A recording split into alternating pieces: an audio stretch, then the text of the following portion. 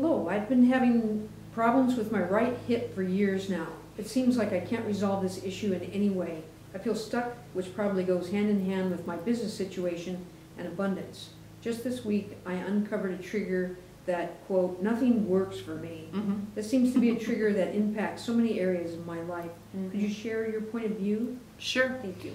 Right side of the body is the going forward, masculine energy, getting shit done side of the body. Left side of the body is receptive, feminine, coming in energy. So it makes complete sense to us that you'd be having trouble with your right hip if you're having these other problems, because your hip is the major moving forward joint.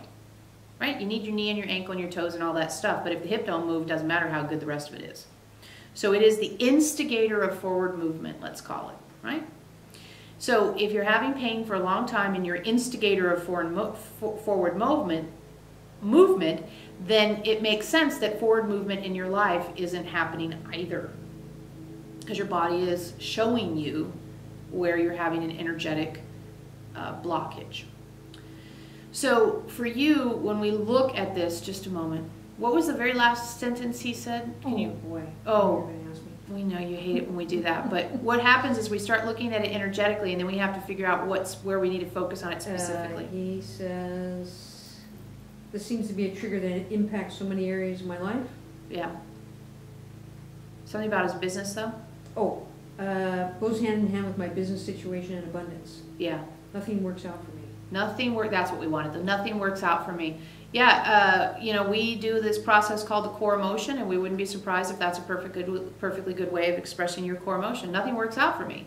You know that's your challenge, that you have this belief that nothing works out for me. Your body's reinforcing that belief because you have this physical problem. You're having abundance issues, whatever else you've got going on.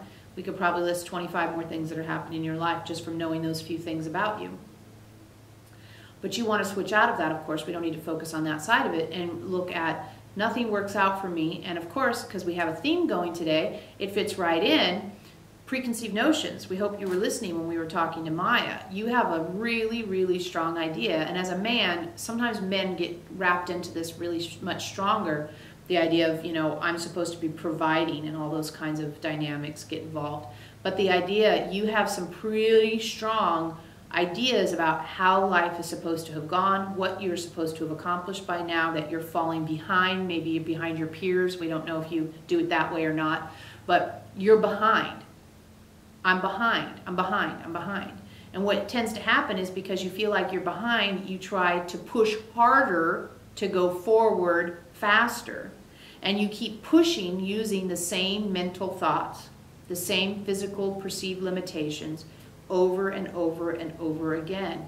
So you end up repeating a lot of the same patterns and not getting different results, which of course doesn't typically help. We're wondering how frequently you stop, pause, and say, I don't know the answer here, and then let yourself become comfortable with the idea that you don't know the answer. You really need to get a different relationship to uncertainty, and we did a whole long talk about it for about 5 weeks. It's available on the website. If you go in the shopping area under packages for $13, you can listen to the uncertainty material, which is going to give you an opportunity to learn a new relationship to uncertainty, because what we really feel in you is wanting certainty, wanting to feel like you're doing it right, that you're successful, that you're getting it done, and you don't have that. A long time ago, Veronica had a retail store, and then you had your September 11th events, and no one bought anything for a while, and she had to close her retail store, and she felt like a failure. And we said to her, look, you have plenty of alternative expressions where you've been a shopkeeper. It's not the point of it. The point of it's not to be the best little shopkeeper you can be. The point of it is to grow spiritually and develop yourself.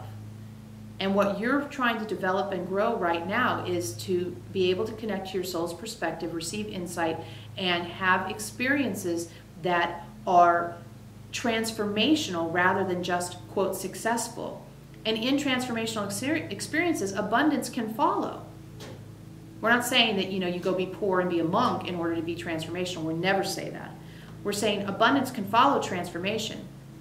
It can be part of transformation. You just need to focus on putting the cart and the horse in the right order.